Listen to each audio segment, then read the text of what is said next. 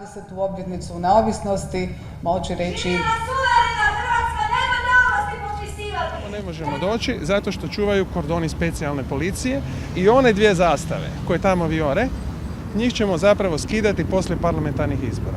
Dame i gospodo, na ovom putu zaista je puno učinjeno. Ja želim ovdje iskoristiti ovu prigodu i zahvaliti prije svega pregovaračima koji su radili na ovom poslu. Evo neki od tih, evo ovo je dokaz da je Hrvatska demokratska država u kojoj svatko ima pravo iskazati. A osmijeh s lica premijerke ćemo svi zajedno skinuti kada ćemo zajedno zakružiti ne u EU. Danas imate činjenicu da nigdje osim na Markovom trgu i ministarstvima stvarno ne vise vani zastave. Nema više zastava ni na gradskom poglavarstvu, Europske unije, naravno govorimo o tim zastavama, nema bitnih zastava na bitnim javnim mjestima. Onu zastavu koju je Dubravko Krčmarek skinuo na trgu Bana Jelačića su vratili. Dakle, nije baš da su sve skinuli, ali jedan pomor tih zastava. Pozdravljam gospodina Roka Šikića, predsjednika udruge Volim Hrvatsku. Ajmo se danas početi boriti da se nama ne dogodi maksimum 3 ili 4 minute ovoga dijaloga, nego hajmo u jednu stvarnu, realnu raspravu u kojoj ćemo otvarati temu po temu. Ja ću reći da je nužno otvoriti javnu, jaku, kvalitetnu raspravu i da nikako, ja imam puno argumenata zašto ne trebamo ući u Europsku uniju i zapravo to je jedna od teza, kako ste sami sebe nazvali, političke elitama. Vi ljudi u Saboru ste zastupnici, to je sociološki termin koji ste uveli kao pravilo. Vi ste se elitizirali i nametnuli svoje mišljenje ljudima i uvjeravate ljude kako ste u pravu. I ne date ni priliku da krenemo u diskusiju o tome, o težini vaše odluke i zašto se zapravo vi odričete od suvereniteta i od Hrvatske. To je jedno važno pitanje. Ne zašto bi mi htjeli Hrvatsku imati, nego zašto vi ovu Hrvatsku koju danas imamo želite dati nekim drugim ljudima u ruke da oni upravljaju jer eto neke grupe su dokazano nezainteresirane ili nesposobne urediti. To bi ja rađe volio razgovarati nego zašto ne. Ja nemam ništa protiv Europske unije i Europskoj uniji, ali imam puno toga, udruga se zove Volim Hrvatsku. Ovo je prvi korak. A imamo zašto raditi tu Hrvatsku kako treba. Gospodine Roko Šikiću, zašto Evropska unija, šta je to Evropska unija? I zašto ne u Evropsku uniju? Zašto volim Hrvatsku, ne u EU? Od svih ovih pitanja najlakše je ovo zadnje odgovoriti zašto volim Hrvatsku, zato što je volim kao i sigurno jako velik broj građana Hrvatske. A ajmo krenuti od prvoga pitanja što je Europska unija, ili ajmo reći što Europska unija nije. Europska unija nije država. Europska unija je zapravo bankarsko-birokratska obmana koja se prodaje pod državu i koja nas jednostavno želi usisati i natjerati da se odreknemo suvereniteta i predamo njima tamo u ruke ili pravim riječima u ralje. Zašto ne? Toliko razloga zašto ne.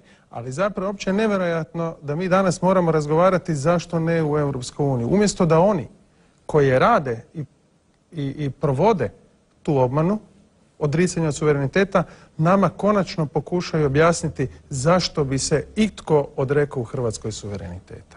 Zašto bi mi ikome krenuli dokazivati zašto mi želimo imati suverenu, uređenu, moralno uređenu, politički uređenu, gospodarsku uređenu i stabilnu zemlju. Mi to trebamo i moramo imati i ne smijemo se toga odreći. Lijepo pokazuju realne ankete koje danas pokazuju 85% protiv ulaska u Europsku uniju i 15% za, uz jedno pitanje zašto, otkud ovih 15% koji je za ulazak u Europsku uniju. Jedan dio njih je iz čiste neinformiranosti. Danas ja ne bih rekao da su ljudi i u Hrvatskoj neinformirani i ne bih rekao da oni rade instinktivno. Već dobro ljudi osjećaju već posljedice ovoga kako to danas funkcionira. Pa svi zapravo danas vidimo da današnje sve političke strukture, kako sami sebe vole nazvati elitama, zapravo funkcioniraju i političke stranke i onaj paradržavni sustav agencija cijeli koji su sagradili, oni funkcioniraju kao agenture tuđega interesa. Jer ovo sve što se danas provodi, radi se u korist tuđega interesa. cijela strategija koju nama oni danas prezentiraju kao strategija Hrvatske nije strategija hrvatskog interesa. To je strategija usmjerena prema tuđem interesu. Mi smo 5. zemlja koja ima mogućnost izlaska na referendum jer nama Ustav priječi ulazak u tu asocijaciju samom činjenicom da vlada to potpiše. To su Irska, koja je u drugom pokušaju prihvatila, Norveška, Švicarska, Island i Hrvatska. I nemojmo zaboraviti još 2 zemlje koje su izašle na referendum, Francuska i Nizozemska. One su izašle na referendum kada su pokušali ih uvući kroz Ustav Europske unije. I te 2 zemlje su odbile. To su zemlje osnivači Europske unije, njihovi građani su to odbili. Nakon toga su izveli taj trik, Ustav su nazvali ugovorom, pa su vlade mogle potpisati. Dakle, ni jedna zemlja u Europi nije prihvatila ulazak u Europsku uniju u referendumu, osim Irske u drugom pokušaju, a Hrvatska je oduvijek bila, upotrijebit ću njihovu prevaru, najeuroskeptičnija zemlja. Ja osobno nisam nikakav skeptik, ja sam siguran da se u nikakvu uniju ne treba ići. U Europi mi jesmo kulturološki, zemljopismo mi jesmo u Europi, ali ne idemo u nikakvu uniju. I Hrvatska to zna i sigurno građani i birači i hrvatski narod to neće prihvatiti. Bogatstvo jedne zemlje se mjeri po nacionalnim resursima po glavi stanovnika i Hrvatska spada u najbogatije zemlje Europske unije, ako ne čak i najbogatije. Znači, nacionalni resursi. Ja bih još napomenuo da se bogatstvo vrednuje u ljudima koji žive u toj zemlji. Jasno. I to smo mi u svojoj zemlji. Pa poznata je stvar kojima sve ljepotama i snagom resursa Hrvatska obiluje. Šume, nećemo puno dirati, šume, pitke vode, more. Evo tu ću stati, da ne kažem poljoprivredu, pa u poljoprivrednoj smo emisiji. Volio bih kada bi malo i popričali o velikoj prevari koja se zove ulaganje u poljoprivredu, a onda kad bi još krenuli razgovarati o tome ko zapravo povlači ta sredstva i kako se preko banaka ona danas sutra vraćaju u ime Radili ste SAPARD programe. Da. Radio sam povrat kapitalnih ulaganja i ovu sada apliciranje IPARD-a. I dobro znam koje je to prevara. Te resurse pod nikakvu cijenu ih se ne možemo odreći. I niko ih ne može steći u ime hrvatskog naroda, ne govorim države, u ime ljudi koji žive na ovim prostorima. To je jedna od velikih opasnosti koja se krije u ovim tajno potpisanim ugovorima. A SAPARD, odnosno IPARD sada, jedna velika obmana koja je zapravo trenutno stvarni je i pravi cilj razvući priču do trenutka ulaska u Europsku uniju. Jer su takvi uvjeti dani pred poljoprivrednike koji oni objektivno ne mogu zadovoljiti. Cijelo vrijeme postoji monitoring famozni. Ovoga monitoringa koji danas su oni nama najavili, ja se bojim da je to jedan, zato što su važna poglavlja su doveli u pitanje, a to je pravosuđe i posebno pitanje procesuiranja ratnog zločina. Mislim da je ovo što se danas počelo događati početak provedbe monitoringa koji su nam najavili. Kada govore o količini novaca koje se Europska unija uložila u Hrvatsku, zaboravljaju nam pokazati strukturu u što su uložili. Dakle, što su uložili? Uložili su u svoje agencije, uložili su u izradu katastarskih nekakvih planova, dakle zapravo sebi pripremaju teren. Ima jedna vrlo važna investicija. Investicija u zatvor u Zaleđu u Dalmaciji i investicija u proširenje zatvora u Glini.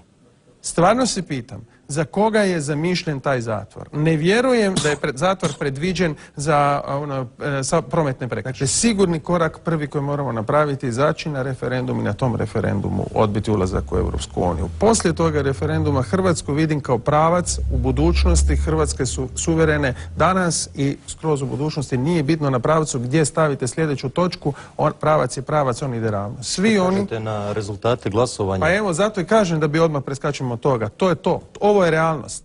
Onih 10% kada metnu u anketama nije realnost. Tako meni izgleda. Tako razgovaram s ljudima koji govorim neovisno, ne zato što oni dolaze meni pa mi se obraćaju s te pozicije. Taj pravac Hrvatske danas i Hrvatske u budućnosti je jedina budućnost Hrvatske. Svi oni koji Hrvatsku vode u drugom smjeru nisu politički protivnici ni ljevica ni desnica, to su neprijatelji Hrvatske. Zakona koji se po direktivama donose, direktivama iz Brisela se diktira Hrvatskom saboru kako će zakoni biti izglasani. To već ima svoju cijenu, ali konačno ćemo dobiti priliku dati svoje mišljenje na referendumu. U Hrvatskom saboru se nalaze zastupnici. i zastupnici trebaju zastupati mišljenje onih koji su izabrali, a ne provoditi svoje jednoumlje i oni ne vladaju nama, oni nas zastupaju. Pitanje koje sam postavio predsjedniku Josipoviću kad smo bili kod njega na jednom razgovoru prošle godine u 11. mjesecu i njegovo je pitanje zapravo glasilo, jer je bilo upućeno direktno njemu, kao direktno izabranom predstavniku građana, da li on zastupa građane Republike Hrvatske kako je sam prilikom